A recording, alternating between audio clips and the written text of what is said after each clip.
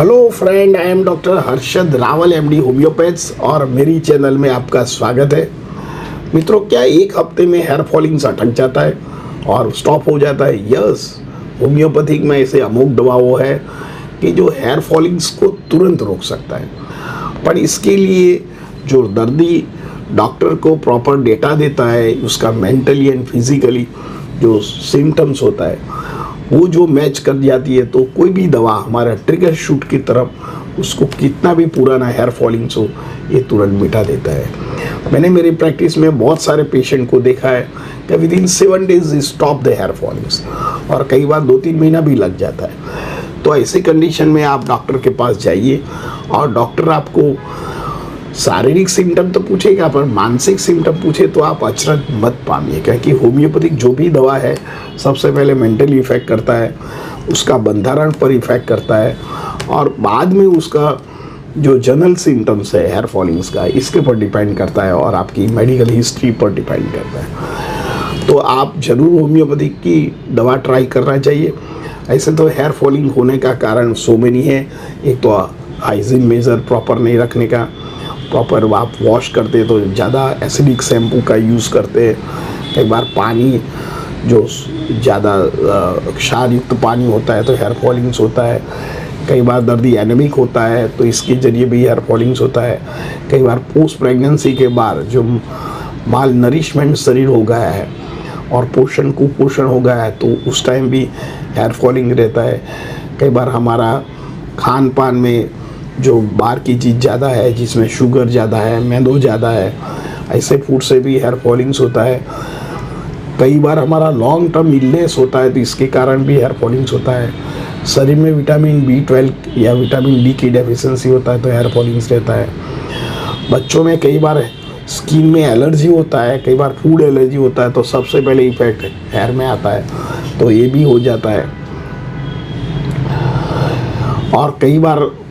जो लोग कैंसर वाले दर्दी है और उनको रेडियोथेरापी लेने के बाद भी हेयर चले जाते हैं, कई बार टाइफाइड के बाद भी ऐसे डिजीज़ होता है कि टाइफाइड के बाद भी हेयर फॉलिंग्स हो जाता है और बार्डनेस आ जाती है। तो ऐसे कंडीशन में होम्योपैथिक इज़ अ मोग मेडिसिन। तो हेयर फॉलिंग कैसा होता है? तो कई बार कोम करने से हेयर फॉलिंग्स होता है, कई बार वॉश करने से हेयर फॉलिंग्स होता है, कई बार हार्मोन्स रेगुलर जब मेंस्ट्रुअल साइकिल से पहले भी हेयर फॉलिंग्स होता है, कई बार वाइट डिस्चार्ज होने के कारण बाद में भी हेयर फॉलिंग्स होता है, और कई बार हेयर फॉलिंग्स बहुत बंच में पड़ता है, कई बार तो कोम में हेयर फॉलिंग्स हो जाता है, कई बार दर्दी सो जाते तो तकिए के आजू बाजू में हेयर फॉलिंग्स रहता है, कई बार ईचिंग रहता है साथ में डैंड्रफ के कारण और सीबोरिक डर्मेटाइटिस के कारण भी हेयर फॉलिंग्स रहता है। कई बार दर्दी को ऐसे कोई दवा लेते हैं, हायर एंटीबायोटिक या कोई प्रकार की कोई दवा लिया हो, या पोस्ट कोविड या कैंसर या टाइफाइड के बाद भी लॉन्ग टर्म इलनेस के कारण भी हेयर फॉलिंग्स रहता है। कई बार बाल टूटने लगता है, कई बार बाल में गूंज पड़ जाती है, बाल स्प्लिट हो जाता है, बाल ग्रे हो जाता है, तो ऐसी कंडीशन बालों में होने के कारण होता है। कई बार थायराइड डिजीज़ होता है तो थायराइड वाले पेशेंट को पहले भी हेयर फॉलिंग्स होने का कारण रहता है। कई बार मेंटल स्ट्रेस के कारण भी दर्दी को हेयर फॉलिंग रहने का कारण होता है। इसमें 5 प्रकार की जो दवा है हम दर्दी को देते हैं। तो सबसे पहले है नेट्रम्यू। जो पेशेंट और जो युवती पोस्ट डिलीवरी के बाद कंप्लेन हेयर की करती है, जिसको हेयर फॉलिंग्स होता है या डैंड्रफ होता है या ग्रोथ नहीं होता है या उसको बालों में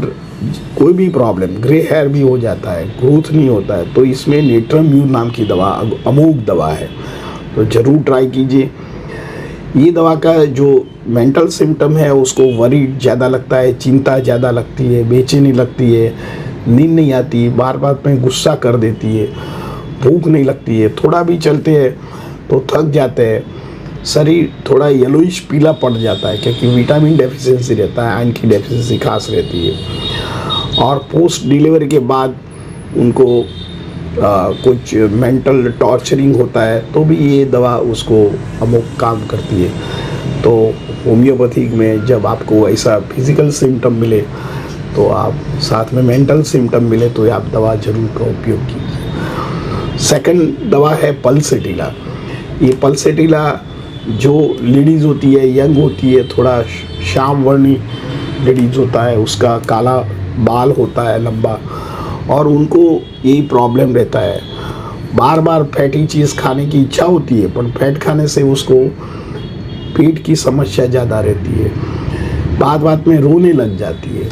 और उसको अच्छा नहीं लगता है, कोई कंसोलेशन करे तो भी अच्छा नहीं लगता है, और अकेली रहना पसंद करती है, ये मूडी होती है बार बार, और उसको सब लोग टेंशन में तो ये फ्री हो जाती है, जब टेंशन का सब्जेक्ट होती है तो ये नॉर्मल हो जाती है, और कभी भी रोना आ जाए, रात को भी नींद उड़ जाए और पेट इतना तकलीफ हो जाए कि रात को भी उसको कुछ दवा लेने का या डॉक्टर के पास जाना पड़े, ऐसी इमरजेंसी आ जाए। साथ में हेयर फॉलिंग की कंप्लेन रहता है, तब आप पल्सेटिला 30 का उपयोग करिए। साथ में डैंड्रफ हो या स्प्लिट बाल हो जाए और बालों में रुक्षता आ जाए तो पल्सेटिला जैसे कोई दवा नहीं है तो ज़रूर पल्सेटिला का उपयोग कीजिए। 3rd नंबर की है चाइना। जिन लोगों को डिलीवरी में ज़्यादा कॉम्प्लिकेशन हुआ हो या ब्लड ड्रेन हुआ हो या ब्लड ट्रांसफ्यूज़न करने के बाद फॉलिंग्स रहता हो या हीमोग्राम की कमी के कारण, हीमोग्लोबिन कम होने के कारण फॉलिंग्स ऑफ हेयर रहता है, तो चाइना इसके लिए बहुत अमोघ दवा है। तो चाइना में दर्दी को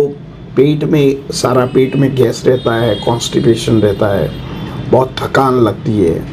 और इतना वीकनेस लगता है कि उसको थोड़ा चलने में सांस चढ़ जाता है, पाल्पिटेशन हो जाता है, नर्वसनेस होता है, तो उनको ये चाइना पोटेंसी लेना चाहिए। साथ में फेरम फॉस दवा भी लेना चाहिए। कई बार विटामिन डेफिशिएंसी हो तो इसके कारण भी उसको वीकनेस लगे तो चाइना इसके लिए अमोघ दवा है। 4th नंबर की दवा है कार्बोवेज। कई बार पेशेंट को इंडाइजेशन के कारण हेयर फॉलिंग्स होता है, कई बार कॉन्स्टिपेशन के कारण हेयर फॉलिंग्स रहता है,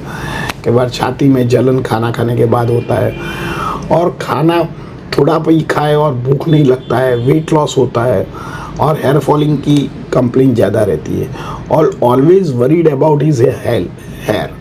तो उनको इन्फेरिटी कॉम्प्लेक्स फील करती है कि भाई हेयर नहीं मेरा ग्रोथ होता है तो मैं क्या करूं। तो इसके लिए आप कार्बोवेज लीजिए, और कार्बोवेज से उसको भूख लगता है, वायु बैलेंस रहता है,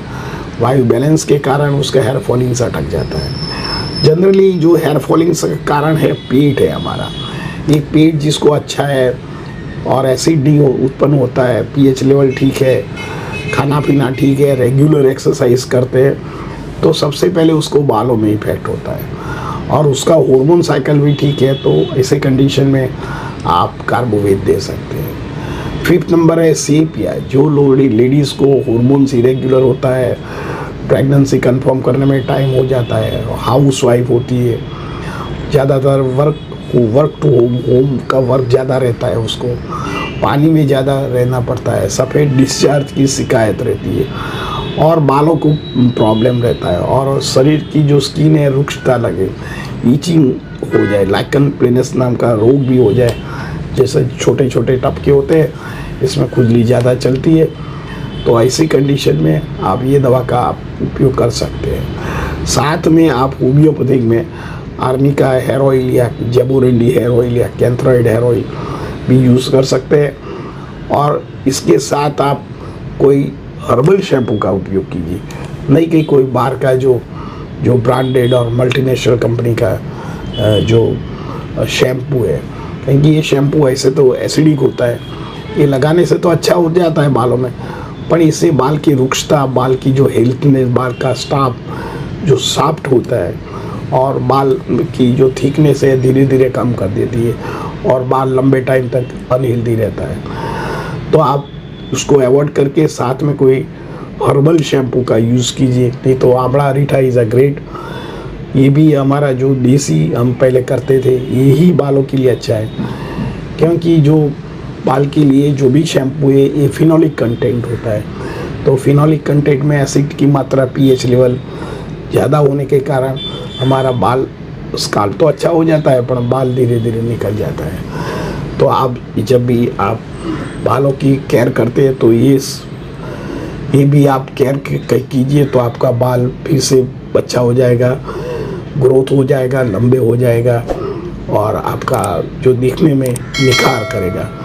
तो ज़रूर ट्राई कीजिए। मित्रों, मेरा ये वीडियो कैसा लगा? अच्छा लगता है तो लाइक कर दीजिए, शेयर कर दीजिए। धन्यवाद। Thank you very much.